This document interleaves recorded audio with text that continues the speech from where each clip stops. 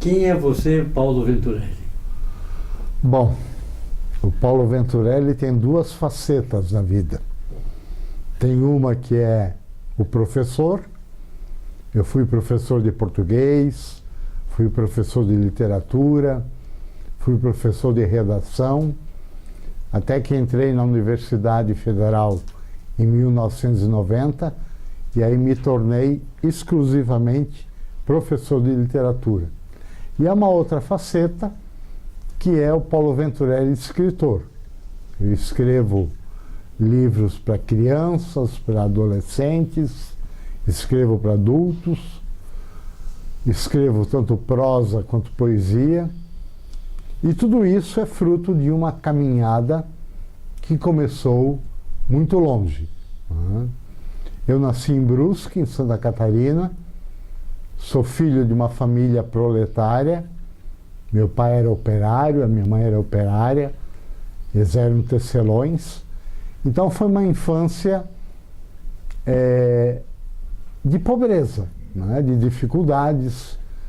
Eu nunca tive uma infância com livros, nunca tive uma infância com muitos brinquedos, mas há um traço nessa infância que me marcou muito, que foi a violência dos meus pais. Os meus pais esperavam uma filha mulher, e eu nasci homem, e eles se decepcionaram com isso. Tinham preparado todo um enxoval cor-de-rosa, né?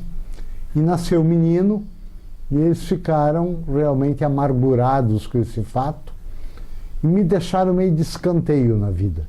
Nunca gostaram muito de mim, praticaram muitas violências comigo, era surra sempre para todo lado, a ponto de eles terem que me dar banho de água e sal para tirar os hematomas que deixavam no meu corpo. E isso me tornou um menino muito inseguro, muito tímido, gago, né? Até que lá pelos 12 anos eu fui para um colégio interno. As coisas só pioraram para mim, porque éramos 450 meninos, a maioria, a esmagadora maioria, jogava futebol, sabia plantar, porque eram filhos de camponeses, sabiam tirar leite das vacas, sabiam lidar com porcos. E eu era um menino de uma cidade um pouquinho maior, que é Brusque, e eu não sabia fazer nada disso, muito menos jogar futebol, não é? Então eu fui meio marginalizado naquela sociedade. E eu não me acertava com nada, eu estava completamente descentrado naquele mundo, não é? Vivia à margem de tudo. Até que lá pela segunda série do ginásio, mais ou menos, numa aula de português, um professor de português falou o seguinte: quem quiser ser inteligente na vida tem que ler pelo menos um livro por semana. Isso deu um clique na minha cabeça, porque com essa fala do professor eu aprendi duas coisas importantes: que a inteligência se cria e que a leitura é importante. Então eu, que me sentia um tábula rasa, eu despertei para esse fato de criar inteligência, né? E eu pensei, bom, eu não sei fazer nada na vida, eu vou tentar ser inteligente. Estou tentando até hoje, né? Mas esse professor também falou uma outra coisa interessante. Quando você terminar de ler um livro, não devolva já para a biblioteca. Você já sabe a história, já conhece tudo o que aconteceu, releia o livro para ver como é que o escritor manipula a língua, como é que um parágrafo é construído e se liga com outro parágrafo, como é que ele constrói as frases. E eu comecei a fazer religiosamente isso, né? Comecei a dar muita atenção para a língua. E a língua começou a me parecer como uma massa de moldagem, não era aquela coisa rígida, aquela coisa cimentada que a gramática colocava para a gente. Eu percebi que a língua era um campo de possibilidades. E essas possibilidades foram aparecendo para mim e eu comecei a explorar essas possibilidades, né? Aí, em pouco tempo, nas aulas de redação, os meus textos começaram a aparecer como textos bem escritos. E esse professor de português lia nas outras salas, não na minha, os meus textos como um exemplo de um texto bem redigido, bem escrito. Claro que na hora do recreio, a molecada, os colegas, vinham falar comigo sobre isso. Ou eu tinha um apelido que eu detestava nessa época, que era Tico-Tico, porque eu era muito magrinho, a perna muito fininha, então me chamavam de Tico-Tico. Eu não podia reagir, porque se eu reagisse, eles me massacravam, né? Mas na hora do recreio começou aquela história. Ô Tico-Tico, você é inteligente? Ô Tico-Tico, você é poeta? Ô Tico-Tico, o professor leu o teu texto na nossa sala? Como você escreve bem? Isso foi fundamental na minha vida, porque eu pensei logo, opa, tá dando certo. E pela primeira vez na vida, eu tive uma aprovação social para o que eu era e para o que eu estava aprendendo a fazer, né? Até então eu era um zero à esquerda, né? Com a minha família, eu aprendi que eu não sabia fazer nada e que não servia para nada. Eu era uma ovelha negra na família, né? Mas a partir desse processo, no ginásio daquela época, lá nos anos 60, eu comecei a absorver um outro valor sobre mim mesmo e criei autoestima, que até então era muito baixa, né? Venci a minha gagueira, venci um pouco a minha timidez, comecei a fazer teatro. Nós tínhamos 2 jornais murais nesse colégio interno, que era um mural litúrgico, que falava de coisas religiosas, e um mural profano, que era em que se publicava artigos, se publicava poemas, e eu fui chamado para dirigir esses 2 jornais. E eu também desenhava nessa época, né? Então, o meu trabalho essencial nesses jornais murais era ilustrar os artigos, desenhar à mão o título de cada texto, e isso também serviu para me alavancar na vida, porque todo mundo gostava daqueles desenhos, todo mundo começou a achar que eu era alguém especial, não é? Mas era só um aprendizado que eu estava fazendo. Mas quando esse fato de eu começar a escrever, e esse meu escrever começou a ter uma recepção positiva naquela comunidade, eu decidi que eu ia seguir esse caminho. Eu falei, eu vou ser escritor, eu vou tentar ser escritor. Mas como ser escritor num país como o Brasil, em que se lê tão pouco, né? Mesmo hoje em dia somos 200 milhões de pessoas e o brasileiro lê 1,8 livros por ano, como é que eu ia viver de literatura? Então eu precisei montar na minha cabeça um esquema em que eu seria professor. Quando eu cheguei no científico, isso já em Jaraguá do Sul, porque meu pai era líder sindical e teve problemas com a ditadura de 64, precisou mudar de cidade, aí fomos morar em Jaraguá do Sul. Ali eu fiz o meu científico. E o professor de português também, um dia falou para mim, Paulo, você já pensou em ser professor? Eu falei, mais ou menos, estou pensando. Não seja professor. Você fala bem, você se expressa bem, você escreve bem, você consegue raciocinar de uma forma clara. Eu acho que você vai ser um grande professor. Aí isso foi outra abertura na minha vida, né? Então, a partir daí, eu resolvi vir para Curitiba, fazer o curso de letras, com a intenção de ser professor e escritor. Eu pendia mais para o escritor, né? Eu sonhava em escrever livros que fizessem sucesso, né?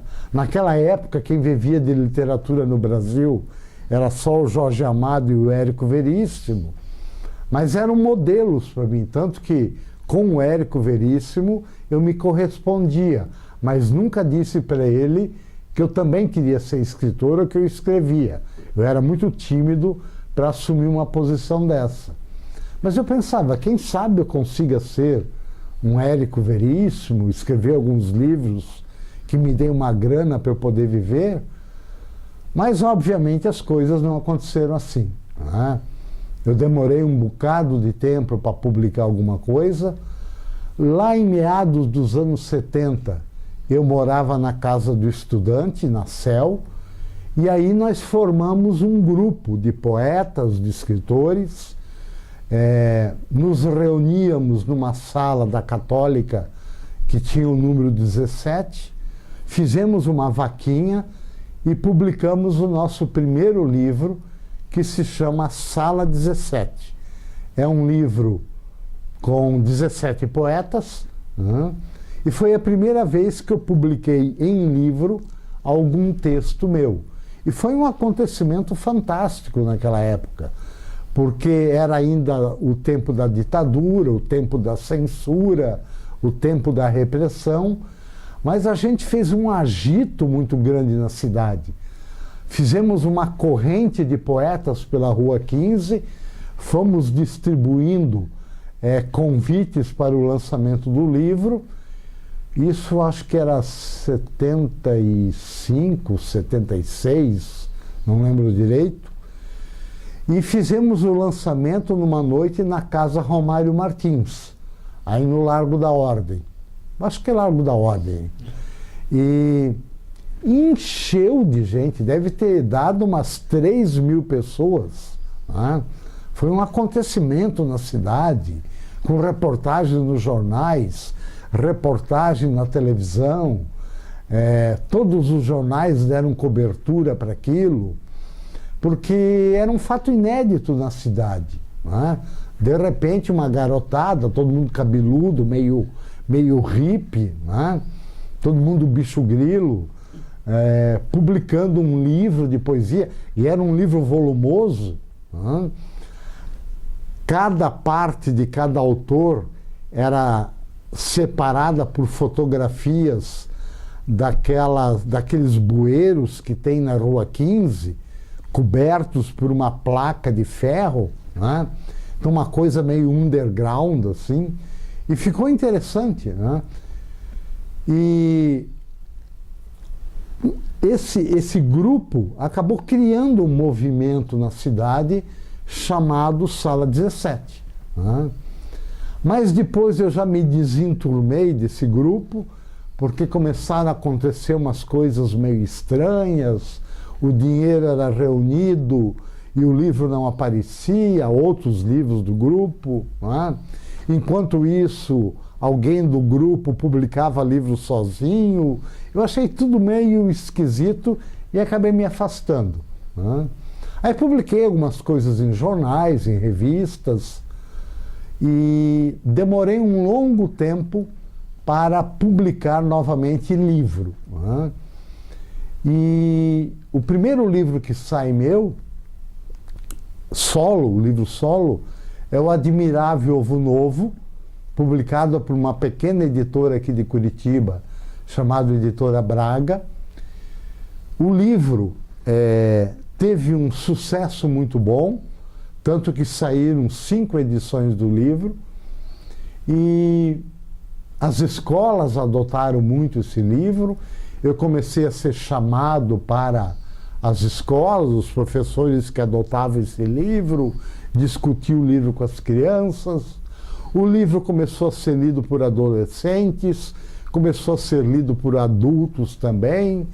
Todo mundo começou a perceber que não era um livro tradicionalmente infantil, com aquelas historinhas bobinhas, aquela coisa de uma frase por página, cheia de figurinha. Era um texto consistente, um texto desafiador, um texto que, na verdade, falava sobre o sentido da vida, sobre o que é nascer e enfrentar o dia a dia nessa vida. Não é? Então, um pintinho dentro de uma casca do ovo que nasce, se desilude com a vida e quer voltar para dentro do ovo novamente. Até que vem um franguinho mais vivido e acaba apontando a abóbora celeste para ele e fala: olha, cara, você não entendeu o que é nascer. Nascer é quebrar essa outra casca do ovo, que era aquele céu estrelado à noite. Então o livro termina mais ou menos por aí. Não é uma historinha com começo, meio e fim. Eu procurei fazer um texto que levasse o leitor a pensar sobre essas coisas, né? E a partir daí o livro foi bem. Já publiquei o segundo livro, que foi O Anjo Rouco. É o livro meu que até hoje tem mais sucesso. Entrou já 2 ou 3 vezes no programa de compra do governo federal para distribuir para as escolas, né? Foi um outro livro que inquietou muito o leitor, né? Conta a história do menino que acha um bicho, uma coisa meio estranha dentro de um poço, tem um relacionamento afetivo. Primeiro ele estranha tudo aquilo, tem medo de tudo aquilo, até que ele vai se acostumando com o estranho, com o diferente, e acaba mantendo uma relação afetiva com esse monstro, com esse bicho, com essa coisa diferente, que eu não defino no livro o que é, e nem deixei o ilustrador definir. Aí começou a acontecer uma coisa muito interessante, né? Os adultos que liam me ligavam chorando, né? Perguntando o que eu fiz com o meu anjo rouco na infância. Ou me ligavam me xingando: Venturelli, você é um filho da puta. Como é que você escreve um livro assim que desmonta com a gente? Eu pensei: maravilha. Essa é a função da literatura e da arte. Desmontar com tudo. Mudar parâmetro, mudar o olhar, mudar a visão de mundo. Então é o meu segundo livro e já está acontecendo isso. E o livro foi lido e estudado por psicanalistas, em faculdades de arte, em escolas de adolescentes, em escolas de criança, e as respostas eram as mais variadas possíveis, né? Eu lembro que o filho de uma professora da Federal, um menino chamado Eduardo, ele leu o livro. Quando terminou o livro, ele jogou o livro contra a parede e falou para a mãe: mãe, diga para o Venturelli que ele é um bom de um filho da puta, porque ele fez uma sacanagem com a gente. Esse livro não podia terminar assim. É um livro sem um happy end, não é? Fica tudo em aberto, eu não fecho questão nenhuma no livro, não é? Quem está contando é um narrador que já é adulto, que volta para Brusque porque a sua mãe morreu, e aí ele retoma em flashback esse passado que ele viveu lá em Brusque, e a história então se dá como um retrospecto da vida dele.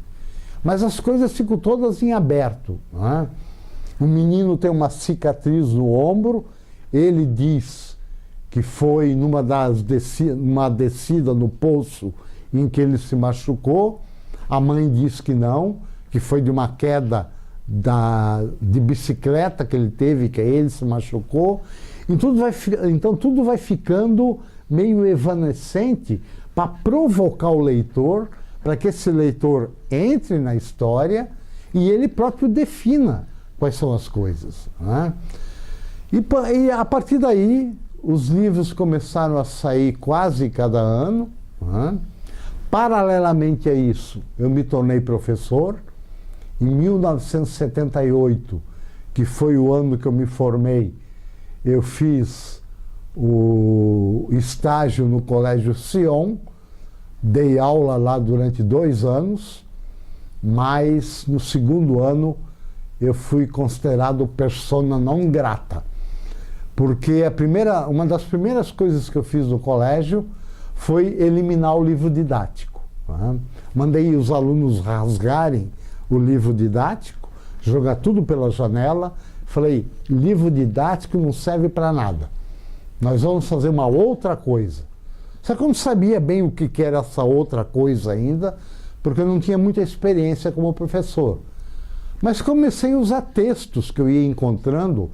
A Folha de São Paulo, naquela época, era um ótimo jornal, tinha textos bastante críticos, e normalmente eu usava esses textos, usava contos, usava poemas, e a partir daí nós íamos fazendo uma série de atividades a partir daqueles textos. Então eu modifiquei todo o padrão de ensino. Os alunos reagiram, os pais reagiram em bloco, né? Não fazia prova, não fazia aula de redação, quer dizer, fazia, mas de uma outra maneira. Não da maneira tradicional.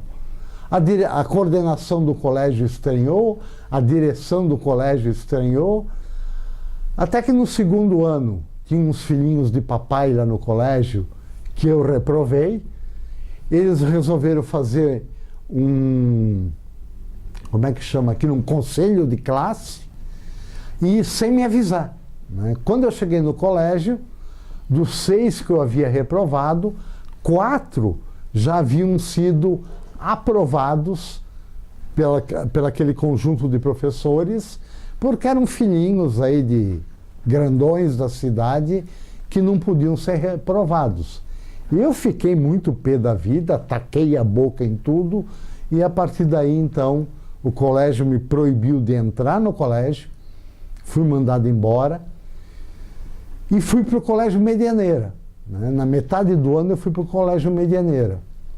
E lá eu fiquei 10 anos e meio e foi a grande experiência da minha vida. Aí eu me apaixonei perdidamente pelo magistério, fiz um trabalho, modéstia à parte, muito bom, a tal ponto de a Secretaria da Educação me chamar para eu fazer um projeto de ensino de língua e literatura para todo o estado do Paraná, em cima da experiência que eu tinha lá no Colégio Medianeira. Aí elaborei um monte de coisas, fui para a secretaria, trabalhei feito um louco, mas aí mudou o governo, aí sabe como é esse país, né? Um governo não continua o que o outro tinha começado, acabou morrendo tudo na casca. Mas eu tive muitas experiências interessantes no Colégio Medianeira e, principalmente, consegui criar muitos leitores. O Chaim, né, que tem a livraria lá perto da Federal, ele sempre dizia para mim naquela época, olha, uma parede dessa livraria é tua, porque eu tenho muitos leitores que são alunos teus. Naquela época, a editora Brasiliense havia começado a publicar uma coleção chamada... fugiu o nome. Outras Histórias. Uma coleção que o livro era estreitinho, né? Um livro assim, graficamente muito bonito, e que os livros abordavam sempre temas polêmicos. Né? Comecei a trabalhar com esses livros, né? Comecei a criar uma biblioteca dentro da sala de aula.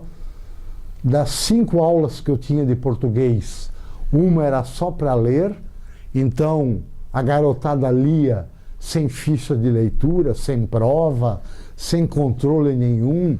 Quem queria enganar, enganava, mas a maioria levava a coisa a sério. Né? Porque eles começaram a perceber que quem lia tinha discurso para o debate, tinha discurso para escrever um texto, tinha discurso para fazer pergunta em sala de aula, E eu avaliava essencialmente esse processo em sala de aula, não avaliava resultados finais. Né? Então, fui trabalhar com artes com ele, por exemplo. Né?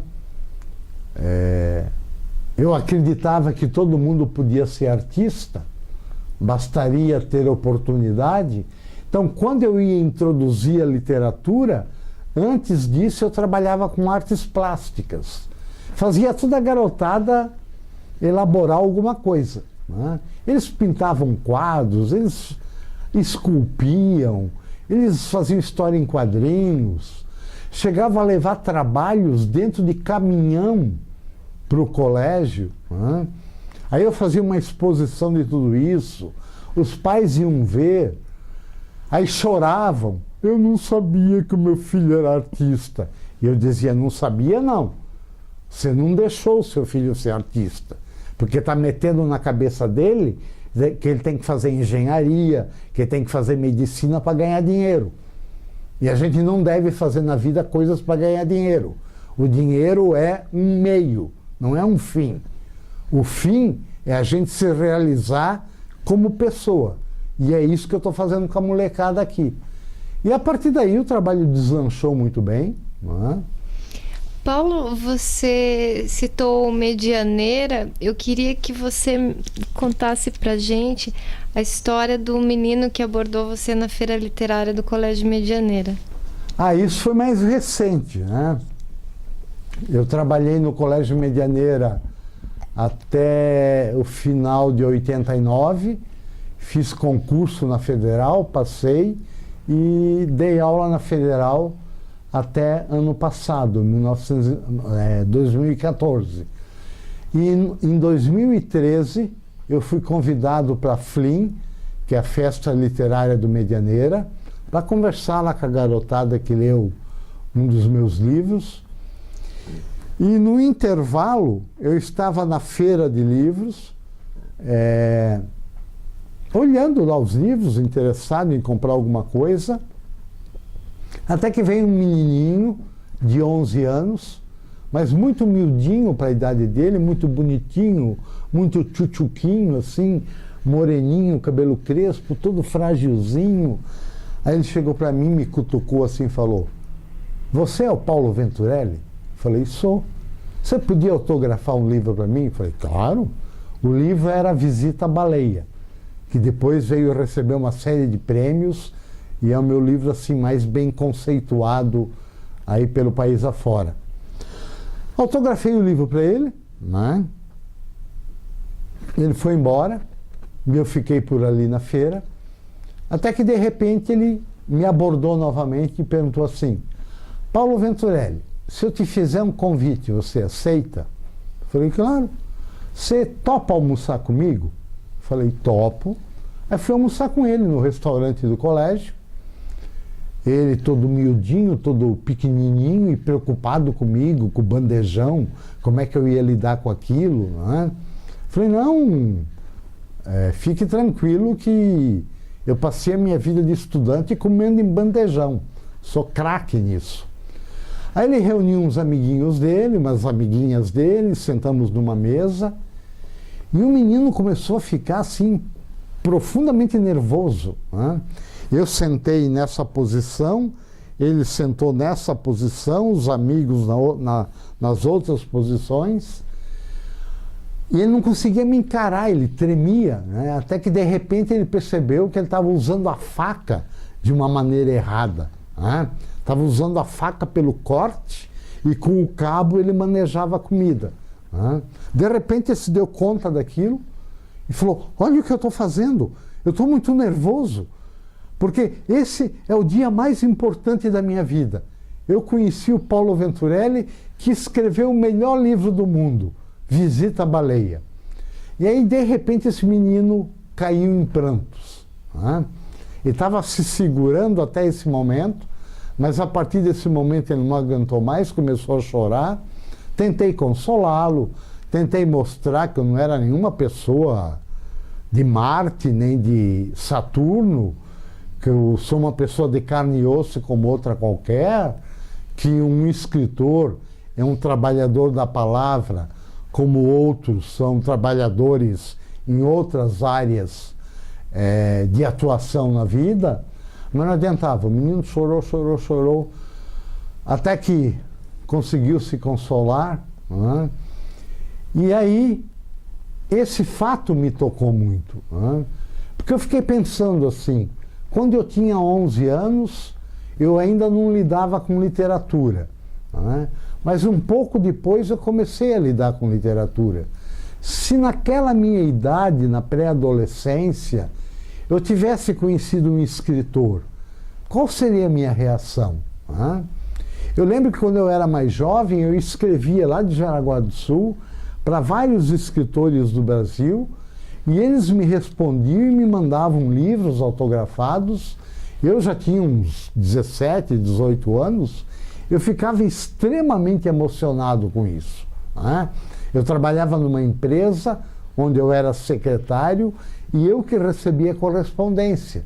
Então, de repente, vinha lá um envelopão endereçado a mim, eu não conhecia a letra, virava para ver o remetente, Lígia Fagundes Teles.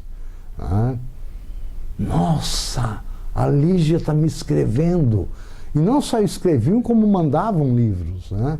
E aquilo para mim era uma emoção extraordinária. E eu fiquei pensando então com esse menino, né? Ele é tão pequenininho, tão novinho, 11 anos. O que significa para ele conhecer um escritor? O que é na cabeça dele um escritor, né? Claro que eles mistificam muito tudo isso. Claro que para eles o escritor é um bicho de um outro planeta, ou é só gente que morreu no século retrasado, né? Todos aqueles velhos caquéticos que já estão podres no cemitério, e de repente ele estava vendo que era uma criatura, mais ou menos como ele, mais velha, talvez mais experiente, e isso lhe trouxe uma emoção muito grande. Como eu estava para publicar um livro chamado P e o Vasto Mundo, que eu lancei agora no sábado, eu resolvi dedicar o livro a esse menino, né? Aí eu faço uma dedicatória que é mais ou menos o seguinte: para Carlos Eduardo, cuja emoção, ao me conhecer, comprova que literatura é vida, né? Então consegui fundir bem essas duas esferas da criação e da vivência, né? Dediquei o livro ao menino. Mas eu nunca mais vi, perdi de vista, não sei em que série que ele está, mas tudo bem, o livro está aí agora, começa a correr o mundo dedicado a ele, né? Então foi esse o fato que aconteceu no colégio, né, que é o motivo da dedicatória do livro. Paulo, você comentou agora justamente sobre esses dois universos que você conseguiu reunir com esse evento, né, enfim, do Carlos Eduardo, essa passagem dele. E eu queria que você voltasse, e você falou uma coisa bastante importante com relação à desmistificação da figura do escritor, né? E eu queria que você falasse um pouquinho como, e se isso aconteceu, como é que você vê a imagem do professor. Não só o professor Paulo Venturelli, mas os seus professores também, quando você ingressou no curso de letras, né? Que você vinha com uma ideia e isso foi correspondido, como é que foi para você? E como é a imagem do professor para você? Olha, de uma maneira geral, o curso de letras me decepcionou muito, né? Porque eu tinha uma ideia assim que, como eu lia muitas biografias de escritores, e normalmente escritor europeu, que eles aprenderam a língua X, Y e Z no curso de letras. Então eu pensei que eu ia aprender um monte de línguas no curso de letras, que eu ia estudar uma literatura de forma muito profunda, e não era nada disso, né? Para fazer francês tinha que ter base, para fazer inglês tinha que ter base. Eu era um cara pobre, eu não conseguia dinheiro para fazer curso de línguas, né? As aulas de literatura, de uma maneira geral, eram bastante esquemáticas, bastante superficiais, Né? Havia 2, 3 professores que valeram a pena, que foram modelares para mim. Né? A professora Marta Moraes, foi uma grande professora, professor Borges de Linguística, o professor Faraco também de Linguística. Mas, de uma maneira geral, os professores eram muito fracos, né? Davam aula naquela época com ficha, com esqueminha da aula na ficha. Você não podia fazer uma pergunta, porque eles se atrapalhavam com as fichas, se perdiam. Né? E eu comecei a ser um aluno bem pentelho, né? Porque aquilo que eles ensinavam para mim já estava mastigado há muito tempo, porque eu lia muito. Né? E eu queria aprofundar as coisas, eu queria questionar. E questionava, colocava o professor contra a parede. Né? Depois eu paguei caro por isso, porque eu tive uns alunos bem furibundos também comigo. Né? Mas eu era daquele aluno de fustigar o professor. Eu não aceitava passivamente as verdades prontas. Né? Principalmente nesse campo de literatura. Como é que você vai lidar com verdades prontas, né? Verdades encaixotadas dentro de uma gaveta? Né? Eu queria questionar tudo aquilo e ir mais além daquilo. Né? E os professores, muito mal formados, né? Mal estruturados, com pouca leitura, não conseguiam dar conta disso. Houve uma outra grande professora minha, agora eu estou lembrando, a Roti Reutemann, que dava aula de semiótica. Ela era de São Paulo, da ECA, vinha para cá para nos dar aula de literatura, de semiótica literária, e essa professora era excelente. Ela era provocadora, né? Ela desestruturava, ela tirava os nossos parâmetros da cabeça. Até que um dia eu cheguei para ela depois da aula, a aula terminava lá para o 12h15, eu falei para ela assim: professora Roti, as suas aulas me angustiam muito, eu saio daqui completamente desestruturado. Ela deu um grito e deu um soco na mesa. Até que enfim, é isso que eu quero, a minha função na vida é essa, eu tenho que desestruturar cabeças. Isso foi uma outra lição para mim. Eu falei: é isso que é ser professor? É? Então, quando eu me tornar professor, eu sei que caminho seguir. E me formei em 78, né, dava aula já no Sion, e procurei ser um professor que desestrutura cabeças. E eu acho que eu consegui, porque inquietei muita gente. Tenho até hoje depoimentos de alunos, de ex-alunos, que dizem que eu fui fundamental na vida deles, que eu abri um outro caminho, que eu abri uma outra perspectiva.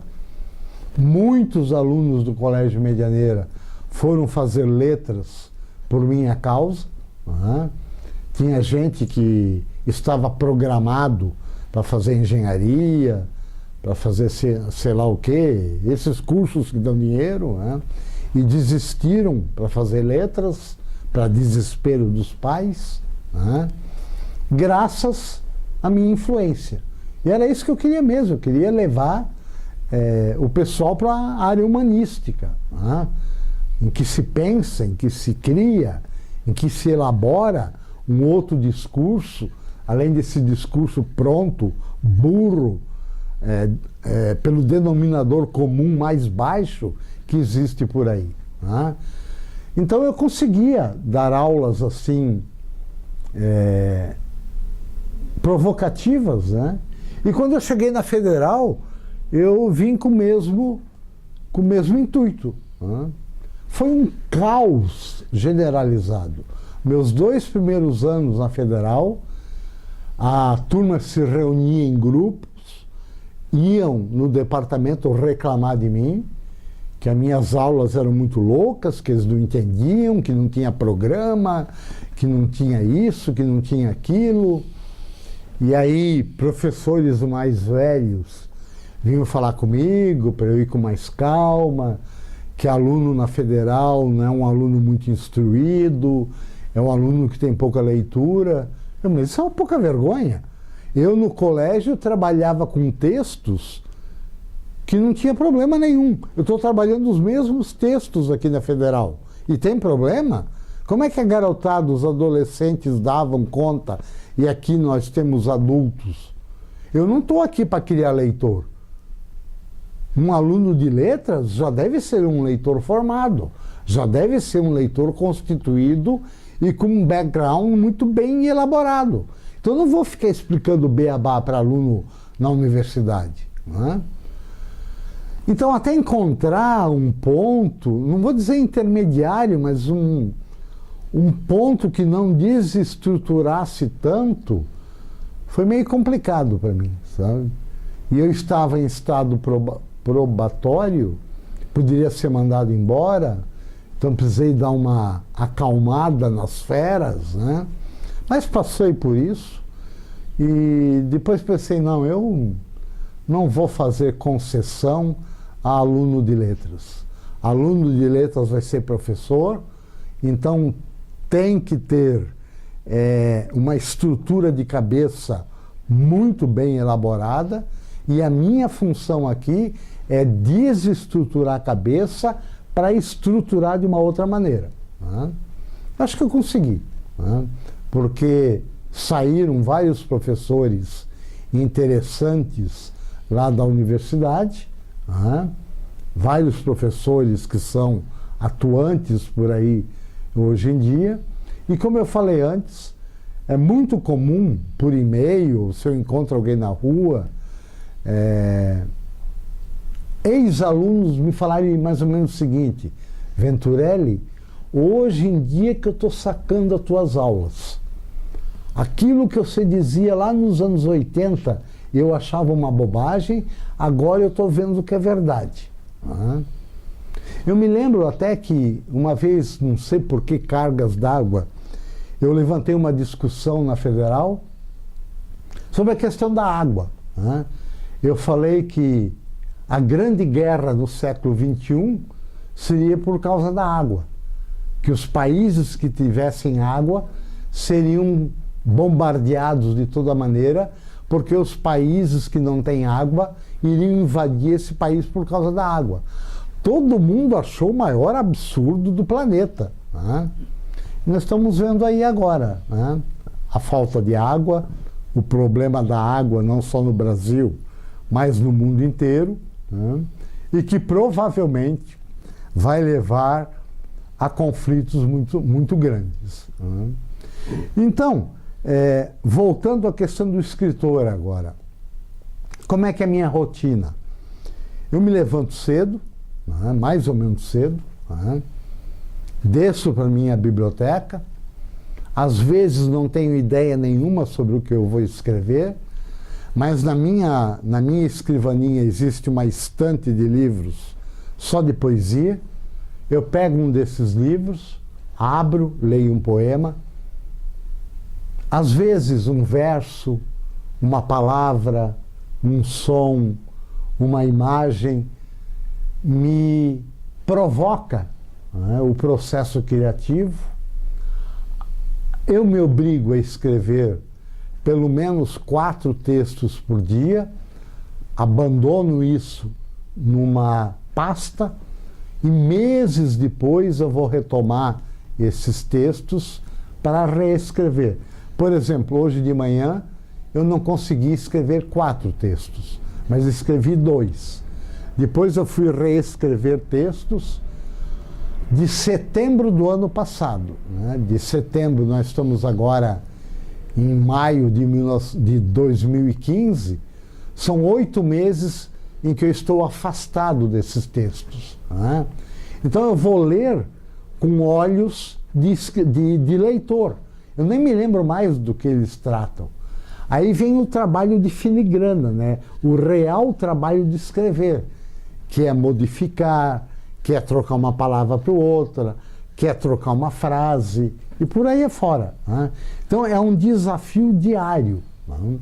É um matar 10 tigres por dia, porque eu estou sempre muito ansioso, eu estou sempre muito angustiado. Eu estou sempre querendo fazer alguma coisa que eu nunca consigo fazer.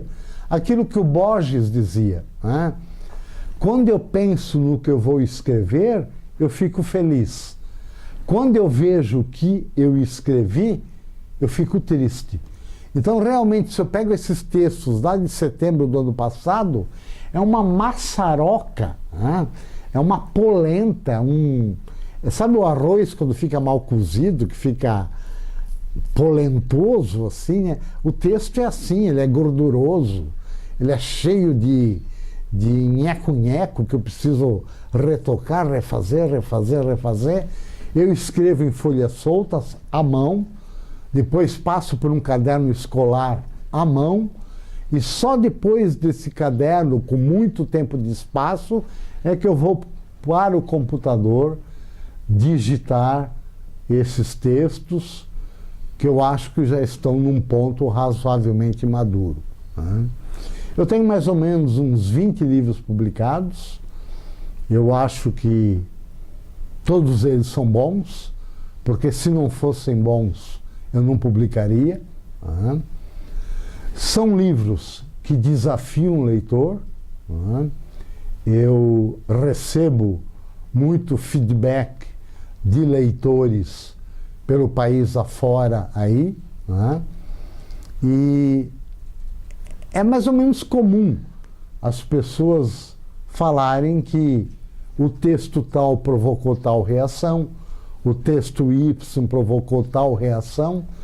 Então eu sei que eu continuo mexendo com as estruturas de cabeças, com as formulações de sensibilidade, e é isso realmente que me interessa, né? Me aposentei em setembro de 14, então agora estou vivendo as delícias da aposentadoria, né? Ainda não senti bem o que é a delícia da aposentadoria, porque estou trabalhando mais do que trabalhava antes, né? Mas só o fato de eu saber que eu vou ficar o dia inteiro em casa, não vou sair, não vou ter que ir para o trabalho à noite, dar aula à noite, interromper o meu processo de leitura, já é uma alegria muito grande, né? Eu sou um leitor compulsivo, leio 3, 4 livros por semana, né? Na primeira parte da tarde eu estudo, pesquiso algum assunto que me interessa, e na segunda parte da tarde eu leio literatura, eu leio ficção, para alimentar o próprio processo de escrita, que é o processo fundamental na minha vida. Paulo, por que você preferiu permanecer em Curitiba? Olha, naquele tempo foi um desafio para mim, porque eu era muito ligado em teatro também. Tanto que eu dirigi peças de teatro, escrevi textos de teatro, adaptei textos de teatro, tinha um grupo de teatro chamado Todo Dia Tem Neblina no Horizonte, não é? E lá em Jaraguá do Sul, em algum lugar eu li uma reportagem que no Rio de Janeiro havia um curso de teatro que deve ser o curso tablado da Ana Maria Machado, não, a irmã dela, Maria Clara Machado. E eu pensei em ir para o Rio de Janeiro para fazer teatro lá. Mas eu era um capial do mato, né? Eu fiquei com medo. Falei, como é que eu vou para o Rio de Janeiro, aquela cidade imensa, para fazer teatro? Viver de teatro deve ser um pandemônio também. Aí, como eu vim fazer o vestibular em Curitiba, eu fazia o vestibular correndinho, né? Tudo no chute. Naquela época era o vestibular do cemitério, né? Cheio de cruzinha. Eu fazia mais ou menos assim aquilo que eu sabia. Eu só me garantia na áreas de humanas, porque na áreas de exata eu não entendia absolutamente nada, né? Fazia o vestibular em 15, 20 minutos, saía e ficava passeando pela cidade.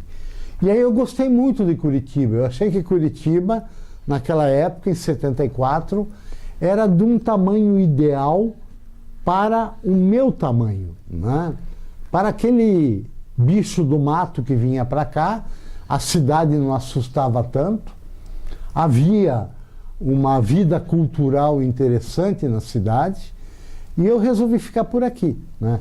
Na época do curso de letras, eu tive uma crise muito grande com o curso, aí resolvi mudar para São Paulo, queria ir para a USP, mas essa professora Roti, de quem eu falei antes, ela falou: Paulo, não é problema geográfico, né?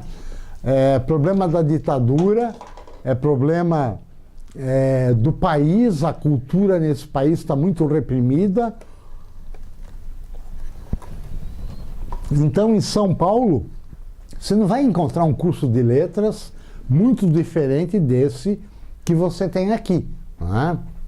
A repressão é generalizada, a censura é generalizada, então você vai se decepcionar também. Aí, em cima disso, eu resolvi ficar por aqui, né? Achei que seria uma cidade em que eu poderia desenvolver tanto a carreira de professor quanto a carreira de escritor, né? E faz 40 anos que eu estou aqui, me sinto bem aqui, gosto da cidade, acho uma cidade muito interessante, para cada canto que você vai ela é diferente, né?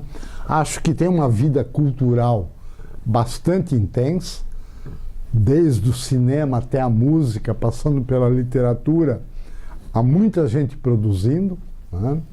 O que falta é uma imprensa mais adequada para dar vazão para toda essa produção artística que há na cidade, para falar disso, para criticar isso.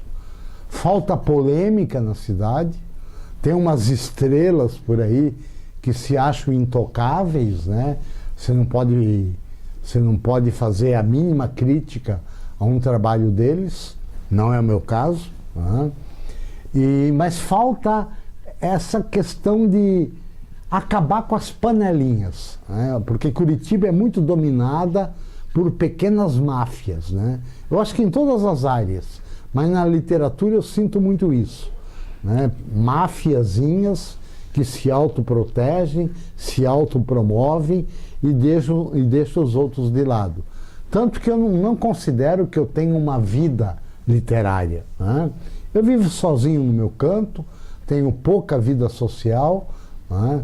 Fico lá no meu nicho, lendo e escrevendo, que é o que me dá consistência na vida, e não sou de sair, frequentar escritor e coisa e tal, porque a literatura é maravilhosa, os escritores são miseráveis, né? E é justamente sobre isso que eu queria te perguntar agora, porque eu sei que nesse processo todo você recebe muitos livros de escritores iniciantes e acompanha bem de perto esse movimento de produção literária na cidade.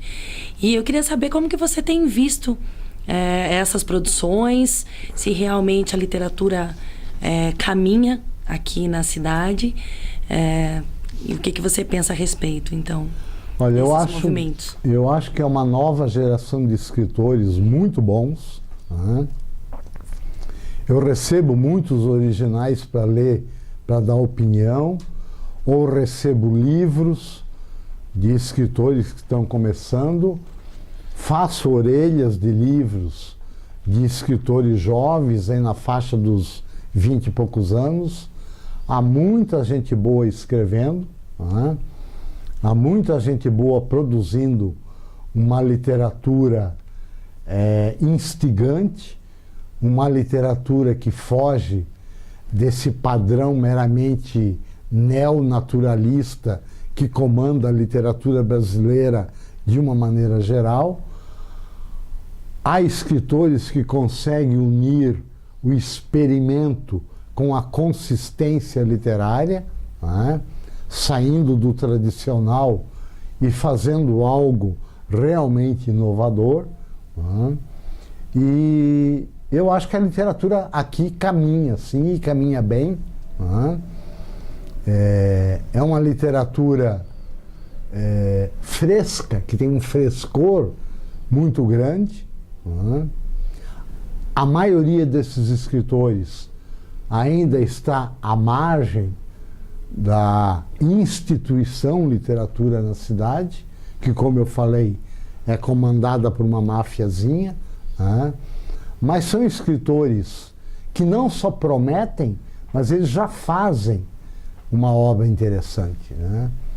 Eu podia citar o Leprevaux, o Luiz Felipe Leprevaux, que é um escritor fascinante, o César Tridapalli, que publicou 2 romances até agora e alguns contos de primeira linha, né? Eu podia citar a Lucy Collin, que faz uma literatura mais vanguardista e experimental, mas muito provocadora, né? Podia citar a Sionara, que também é uma escritora inquieta, uma escritora que não se deita em berço esplêndido, né? Ela está procurando sempre novas fórmulas, né? Então, há uma geração nova aí, realmente produzindo alguma coisa que vale a pena, e nós temos que romper esse círculo de ferro que há em torno da cidade, porque parece que para alguém acontecer aqui, tem que acontecer no eixo Rio-São Paulo, não é? Então, temos que furar esse cerco, e aqui dentro mesmo desse panelão fervilhante, criar condições para essa literatura aparecer, né? Criar meios dessa literatura chegar, por exemplo, à escola, né? De os professores trabalharem com esses livros, levarem esses escritores para a escola, até para desmistificar a figura do escritor, discutir esses livros, discutir esses enredos, discutir esses personagens e, a partir daí, dar espaço para esses escritores aparecerem, né?